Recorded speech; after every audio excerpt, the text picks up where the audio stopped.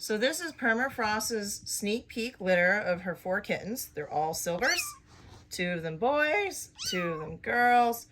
And I'm going to tell you right off the bat, one of the really cool features that I notice about these kittens, and it seems to be something connected to permafrost, are the ears.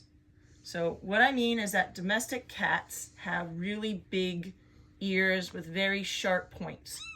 Asian leopard cats, by contrast, have smaller sized ears and they're blunt tipped. And so Bengals, which are supposed to be taking after the Asian leopard cat, are most desirable when they have the wild trait features, whatever sets them apart from regular domestic cats. So the shorter ears and the blunt tips are considered more desirable, a more wild feature inherited directly from the Asian leopard cat that sets them apart from regular domestic cats. It definitely gives their face a different look, definitely not a domestic cat look, but more of that wild cat look. So I'm gonna say that all these cats really do feature that. I'm also gonna notice that oftentimes kittens, their ears might actually look a whole lot bigger when they're kittens, and then they grow into their ears. So to have big ears as a kitten is not necessarily a strange thing, but to have these kittens with really tiny ears right now off the bat just really means that when they grow up and they grow into, their ears are going to be that much smaller than a regular domestic cat. So, I mean, look at this. Look at this cutie right here is about to fall asleep. I mean, you can really see those ears are really tiny and they have those blunt tips to them. So, I mean, it might not be as noticeable if I put another kitten in with these guys that don't have those features. It's probably a lot more noticeable at that point. These are sneak peeks. So I will be showing these off in a couple more weeks. We're doing this actually 3 weeks ahead of time to get everybody excited. So all these silvers, what you're going to notice is that they have really nice white backgrounds and really dark rosettes. I mean, like that one's got a really big rosette right there. Really nice big pancake rosette. So these look like they're trying to break up. Don't know how much they're going to break up just yet. This is a linear rosette right here.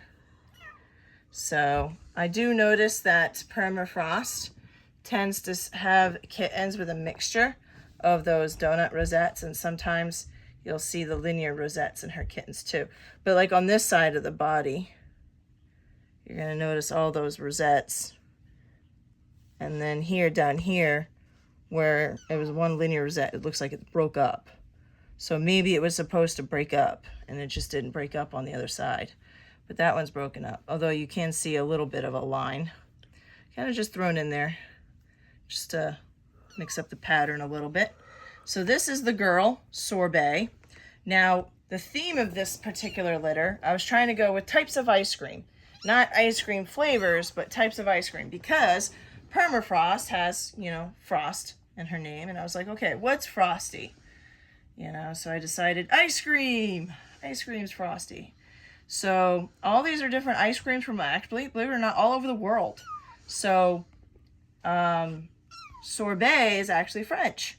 So I know there's a T, but the T is actually silent. So it's not sorbet, it's sorbet.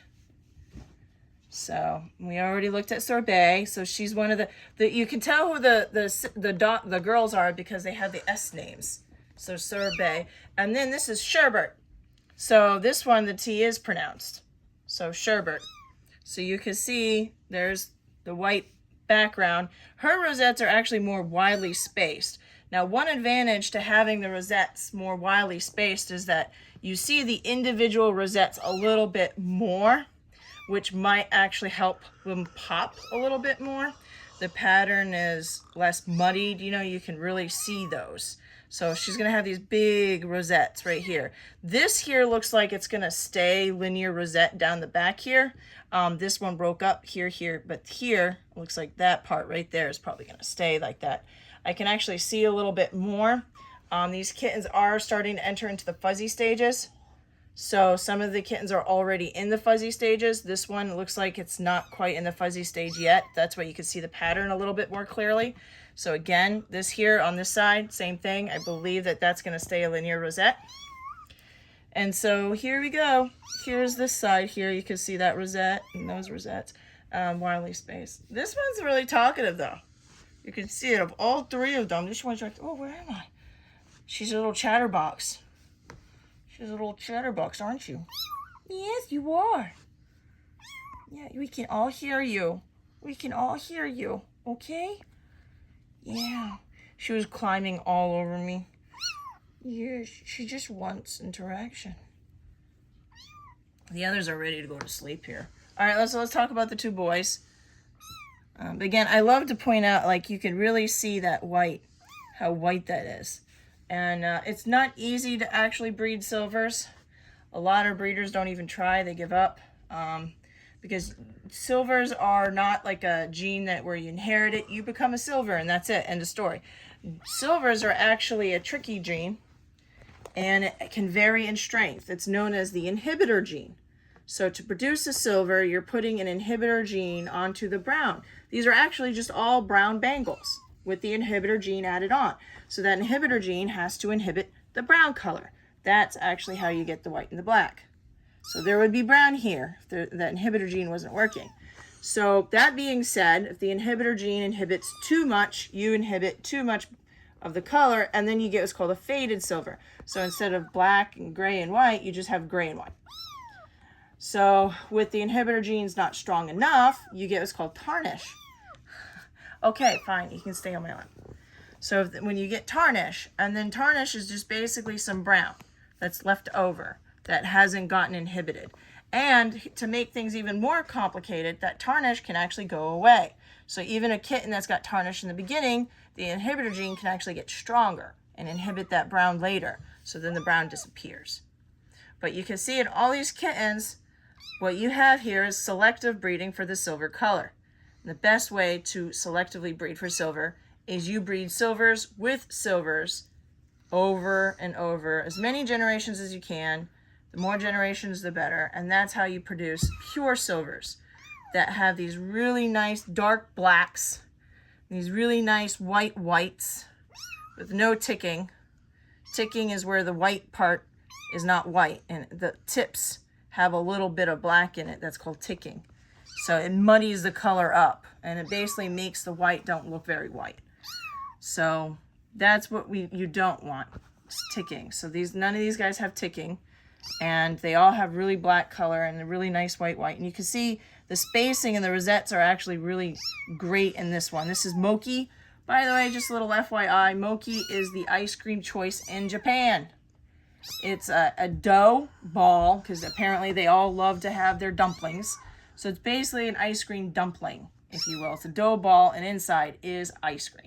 And the ice cream is usually a fruit flavored, although you can get green tea ice cream inside your Moki. So I've actually had the chance of trying Moki before. It was an interesting experience. I think the dough really changed the way the ice cream tasted. Not to mention I'm not used to fruit tasting ice cream. So here you go. Here's the back. You can see down here the rosettes look like they're not breaking up. They're going to be linear rosettes. So this kitten is still on my lap. Yes, I know. I know. You're on my lap and you're just still chirping away. You're still talking. We can all hear you. So, yep. That was a very startled yelp. You can jump. These guys are not that old. They're actually still learning how to climb. And they're learning how to traverse their landscape. So that was Moki. And the last one here is Gelato, which I don't know if you guys recognize gelato. It's Italian. So gelato ice cream.